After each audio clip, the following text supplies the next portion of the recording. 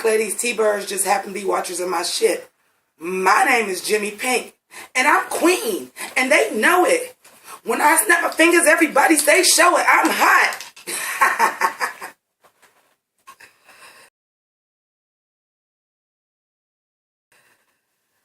Okay, so today is another Hunt for Pynk October review, and it is another episode of Yaass Switch.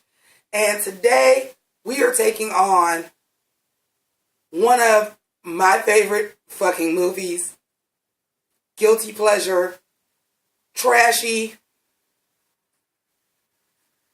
I put it to you like this. If you like The Room, if you like Birdemic, if you like Grease too, like you just like movies that you're just like, this is the movie for you. So, we are talking about Teen Witch. Now, we talked about The Witches of Eastwick.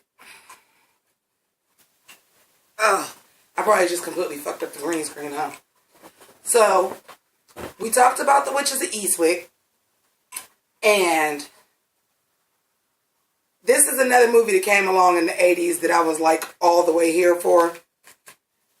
But then when you rewatch it, it still holds up, but it doesn't hold up as, yay, I liked it.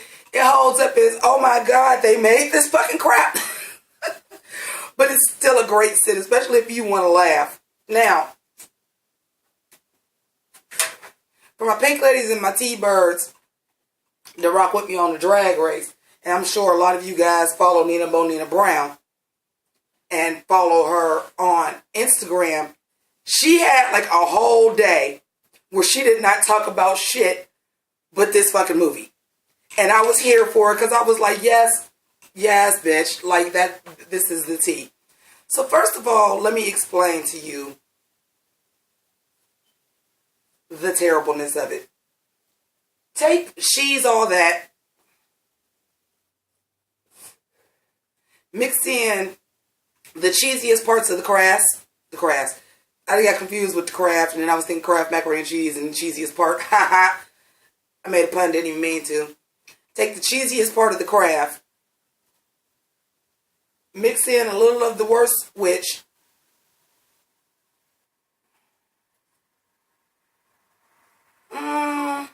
yeah, that about sums it up. So, this movie is about a teenage girl. She's nerdy. And y'all, as much of a nerd as I am, I can't relate to this. Because I was a popular nerd. I was a cheerleader. I was, like, student council, whatever office I felt like I wanted to do that year. Like, so, I can't relate to this. But, of course, in the 80s, I had not gone through this and I was a nerd. So, this was just like, yes, kind of like, when you nerdy, the movies where the nerds get popular is your motherfucking tea. And it probably, honest to God, probably is the catalyst of why once I got to high school, I was like, I'm done with this nerdy shit I'm about to put on. It worked.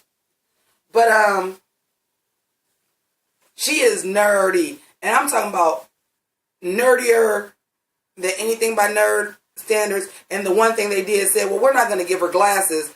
But that's the craziest thing about it. Y'all, the girl is tall, thin, nice shape, beautiful fucking hair when it's done. Because, of course, they played it down. Then they didn't even put her glasses on. So I'm looking at the bitch like, really? You supposed to be nerdy? But let's talk about the opening scene. Honey, oh, here's another movie we need to mix into this. Cool as Ice with Vanilla Ice. Because, bitch, it's just full-fledged music videos in this, in this movie. For no good reason, though. For no good reason. So the movie starts at the opening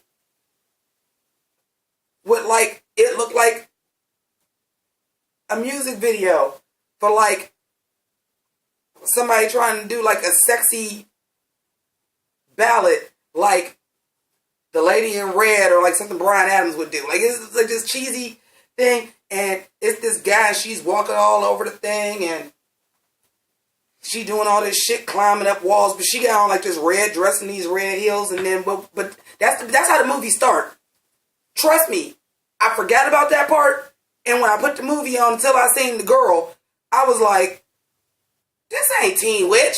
But that's how it starts. And then she wakes up and she's like, oh, when I'm nerdy and I got a bratty fat little brother who's a slob. He comes into the movie for in and out for no apparent reason. But anyway, long story short, she's a nerd. She has a crush on the most popular boy in school because he's the football captain. But, of course, he goes out with the most popular girl in school who is a cheerleader. It's never clarified if she's the captain or not, but she's a cheerleader. And, of course, she's blonde. She's got the fashion. She's got big boobs. You know, every fucking teen movie ever. So her little brother was reading her diary and she was talking about Brad. But for you to be nerdy, and I understand, at 15 years old, you think about some dirty shit. They done read her shit out loud in class. Oh, he kissed my lips. I didn't want him to stop. And pretty soon my whole body was covered with Brad's kisses. You think about somebody kissing you all over your body in the 80s? Let me tell you, I went to high school in the 90s. And that was a taboo subject. You go down on girls, ew, that's gross. You suck dick, ew, that's gross. Like, that was our mentality. Now, whether you was doing it behind closed doors or not, but I just don't get it. Anywho, long story short, he ends up running her off the road in her bike, and she goes to try to call for help, and she ends up going to this palm reader. And lo and behold, she starts reading her palm, and you're one of us. One of us. Basically saying she's a witch. Your name is Miller? Oh, okay. Well, you a witch. Then she's like the costume designer at this play, and she wins this amulet. She gets this amulet that's really been hers because she's been reincarnated several times as a witch. I thought witches were like immortal. I didn't think they could have being reborn. But anyway, and then everything starts to change. Here's my problem with this movie. I'm going to stop right here and tell this. Everybody in the movie spells, and the benefit of the spells, and when the spells work, got to do with getting a man. Let me tell you something. If I was a witch and I had real powers, I can get any nigga I want just by doing some things to myself. I'm going to do a glamour. This waist going to be small. This ass going to be fat. I'm going to be Gucci, Louis, Prada, Oscar de la Renta, Balenciaga. The house down boots. I don't need a weave because I'm growing my hair. I got glamours. I got powers. I want my hair to look like Teen Witch. It look like Teen Witch. You know? But they are like full-fledged, like, the lady turns a frog into a man because she want to love her mentor, who is a grown-ass woman. It's the lady from Poltergeist. She wants to make Brad fall in love with her. She helps her teacher out because the one teacher that was nice to her, I guess, she a nerd and she do good in school. But let's keep it 100. All the teachers liked you. Even the asshole teacher that was reading your shit would never do that to you because you would be special. She has her hit the lottery. Like, that wasn't enough. Like, that wasn't enough, though.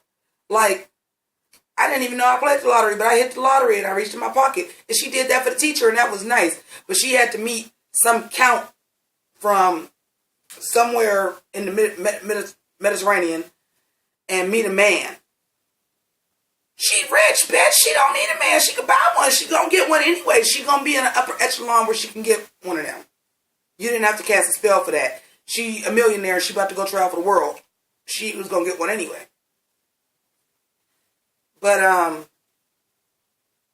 yeah, all the spells was very much that. Except for trying a truth spell so that the cheerleaders can tell the truth about each other. I gotta stop and talk about this. Remember I said it's some things, it's a lot of just music videos in this movie. Can I talk about the cheerleaders? Because a lot of people will say the first rap, and I'm going to get to the rapping because there's rapping in this movie. There's a movie that I absolutely adore. Y'all comment below and let me know if y'all hip to it, called Earth Girls Are Easy. It's Gina Davis, Jeff Goldblum, also a 90s movie. Julie Brown, not to be confused with Downtown Julie Brown from MTV. And a in living color Jim Carrey and Damon Wayans. Jeff Goldblum too. Jeff Goldblum was fine. Jeff Goldblum used to be fine, honey. Whew. But anyway, that movie just has these numbers in it for no reason. This movie is very much that. Hey, cheerleaders, we've got the new cheer. And they turn on the radio, which, first and foremost, as a former cheerleader, that is the dance portion of your routine. It doesn't make it a fucking cheer just because you're a cheerleader. But they put on this music and this song, and the song is, I like boys. I like boys. I like boys. That's the new cheer. I like boys. Okie dokie then. Alrighty then. So, that pops right the fuck out of nowhere. And then, let's talk about the rapping. Oh, honey. Honey. Let's talk about the rapping. Now, I brought up Nina Brown. Because the main thing when the day that she was talking about this movie, and I know my Drag Race girls out there is going to remember this. She was just posted on Instagram like the most embarrassing, some of the most embarrassing moments in white history. And she did the whole Top That scene. For those of y'all that didn't catch on, that was the rap that I was doing at the very beginning of the intro. It's so horrible. It's so horrible. Like, we've come a long way. We got Eminem now. We got the Beastie Boys. We got Third Base. Hell, I'll even throw Iggy Azalea in there because this shit right here, I'm going to let the nostalgia critic, sorry, not the nostalgia critic, the nostalgia chick, tell y'all so it don't sound negative coming out my mouth. What are you doing? This movie is wider than Pride and Prejudice. Like, seriously. But everybody remembers that part. But, honey, that's not the only rap in the movie. They rap like 4 or 5 different fucking times. Like, 4 or 5 different times, like, they rap. This dude, like, that's his character. He just raps.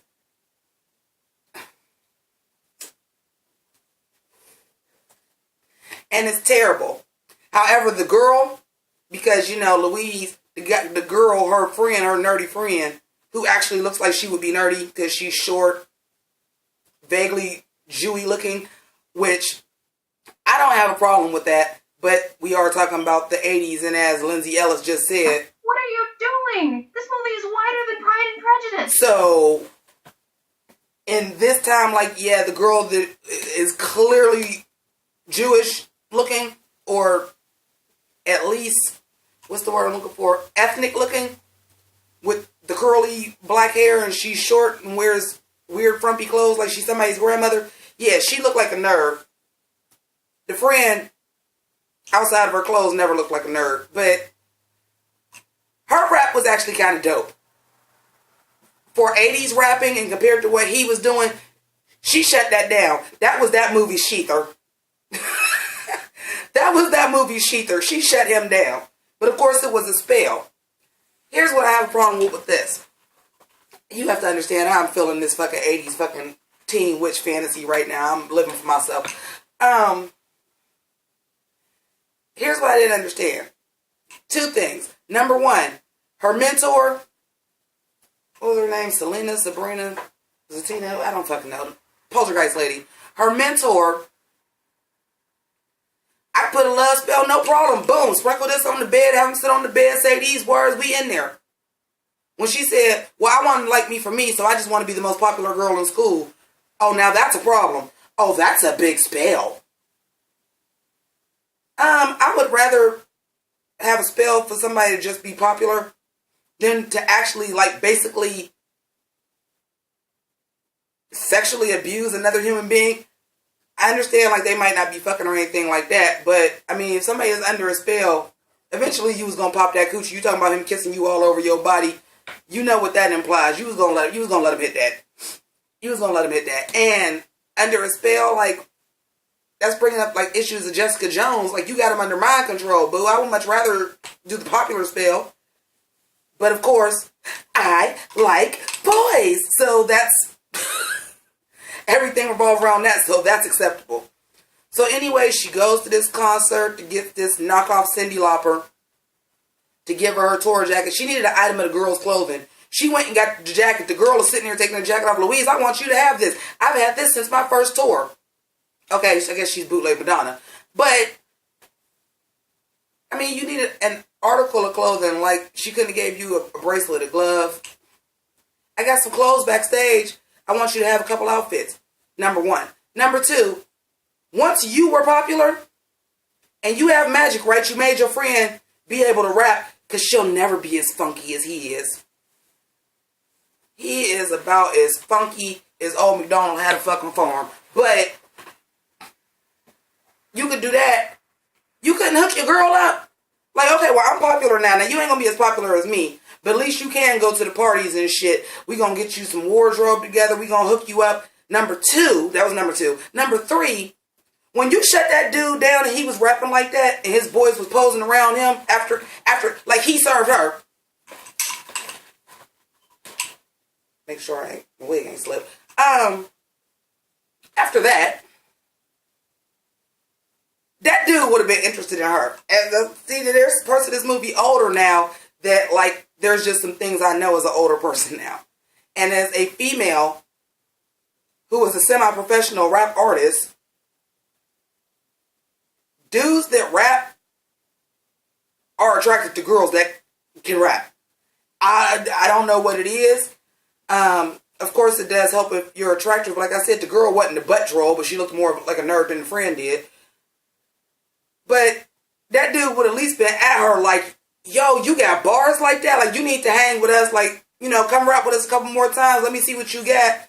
You know, work with us. Because that's how rappers operate. It's the same thing as anything else. Drug dealers hang out with other drug dealers. Church folk hang out with other church folk. And people that fucking do hip-hop music, rappers, producers, etc., hang out together.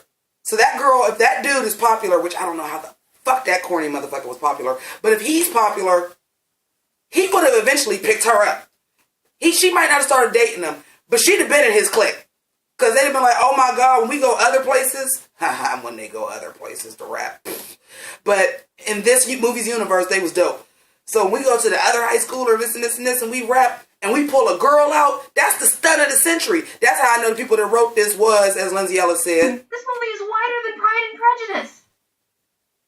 They didn't know what the fuck they was doing because that would have made her popular. She'd have been part of their clique at least. Come on, y'all ain't see Breaking? Same principle. We got a girl. They even did that shit on You Got Served. Come on, you got a girl. She'd have been on. I'm still not understanding why you can do that for her. Let the bitch borrow some clothes. Like, you could at least switch her style up. I also have a little bit of a problem with this one. You can make your own money, right? You ain't even have to conjure up a spell. You could have made some money and took her fucking shopping with you. Like, I don't get it. I don't get it. I don't fucking get it. Then we get to how in the fuck her Sabrina, Selena, Zucchina, whatever, poltergeist lady, because she was popular. The girl's name is Louise, by the way. I never say the teen witch's name. Because Louise is popular, all of a sudden she comes to show her up because Brad likes her for being herself and people like her for who she is, and now she's feeling guilty because she like, oh, I made these people do this. And she wants the spells to be reversed. If she goes to her mentor, poltergeist lady, and all of a sudden her house is flipped. It's all dope now. Because she popular, you got on, but you had magic. Also, she said she used the last of her magic to make her popular. You a witch. How the fuck is that the last of your magic? But all this didn't happen. So then she decides, yes. Okay, just believe in yourself, because that's the strongest magic of all. Not when you a fucking witch. I'm believing myself enough to cast a spell and get everything I fucking want. I would be helpful though, like how she helped the teacher and stuff like that. I would do that. Like, my parents would have a fucking mansion. My niece would never have to pay for college. Fuck it. My niece would never have to do nothing in college. I would just be motherfucking casting spells. She gets straight A's. Summa cum laude. The house down boots. All A's. Paid for. Oh, and by the way, you don't go to Kent State no more. You go to fucking Harvard. But, I'm just saying, she like, believe in yourself. I said it. But she's got this amulet that was supposed to have always belonged to her, and her reincarnations, and the amulet found her.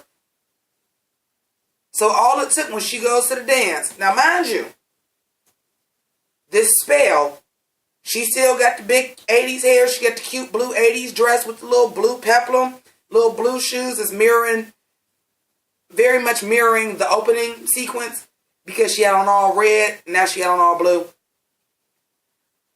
But she kind of looked the same. And Brad's there with Randa. That's the blonde cheerleader. Which, by the way, somewhere in the movie, she became a cheerleader too. I guess Jawbreaker stole that. Like, teen movie tropes. This is where they started, folks. This movie's got them all. But for her to say, well, I'm gonna break the spell, she takes the fucking amulet off. Well, if the spell was tied to the amulet, you didn't even need to go run to the lady. You could have been did that, bitch. And when I tell you, that's the end of the movie. Her and Brad walk across to each other. They look at each other. They start to dance, and then they kiss, and fade out, credits. 80s movies didn't end well. But that's it. That's Teen Witch. Like, it's over. It's done. So many music video segments. Even when she walks into the dance, shout out to She's. I told you, mix in a little She's, all that. All of a sudden, everybody doing a choreographed number when she walk in. Okay, dance club. Let's do it. Punch it. I'm obsessed with teen movies, if you can't tell.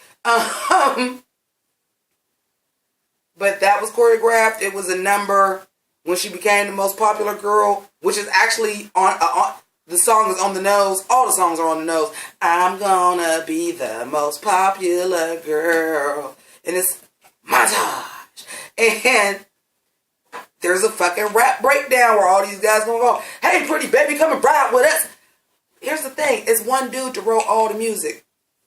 The cheesy 80s numbers, like the actual I Want to Be the Most Popular Girl song, it fits the movie. It fits the montage. It's adorable. The song that the fake Madonna is singing when she's like, I'll never be the same again. Like, they're 80s. They're cheese-tastic, but they fit. If they would have just kept the rap shit out of it, the movie would have been a lot less cheesy. It's still pretty bad, though. But if you take all those musical numbers out, the movie would probably be a 45-minute HBO special. So, you know. And we're still doing that today. I mean, how many even TV shows now? Like, look at Star, Empire, Nashville, Glee. American Horror Story does it. Damn, I just named a lot of Ryan Murphy movies. But we still do that now where we're just adding in music breaks for no fucking reason. Well, in Nashville and Empire, they're usually part of this plot line. Like they're singing because they're performing or recording. But look how much we do that now. Teen Witch. So anyway, if you love 80s cheese, if you are a fan of teen movie coming of age stories, if you just want to fucking laugh at how fucking corny something is, this is the movie for you. I highly recommend it. It's going to be, like, I own these movies, but it's going to be on, what's the shit? It's Freeform now. It used to be ABC Family. Freeform's 13 Days of Halloween. It will be on. It's probably going to be on a few channels. It's probably going to end up streaming because, you know, it's October. So if it's not already streaming somewhere, it will be. Because it's Halloween, and hence the reason why y'all are getting so many Yaass witches. So once again, I would like to thank you very much for watching. I want to thank my patrons first and foremost. As always, I love y'all. They keep my channel running. If you are not a patron, click P at the end of the video. If you become a patron this month, even if you cut it off after this, all of the funds that are collected for the month of October, which will be the payout for November 1st, will be donated to Susan G. Komen for the cure of Northeast Ohio. Now, with that being said, if you want to watch some more videos, you can do that too. But it's best if you become a pink lady or a T-bird by clicking Sailor Jimmi, which is the pink circle at the end of the video, and subscribing and hit that dumbass notification bell so that you know when the videos actually show up. And watch YouTube. They some sneaky motherfuckers because they will unsubscribe some shit because I don't know where my crack videos went. And then I found out I wasn't subscribed no more. And I know I didn't unsubscribe to crack because that's my shit. Shout out to Dan O'Brien. But anyway, thank you once again for watching. Love y'all to death. Deuces.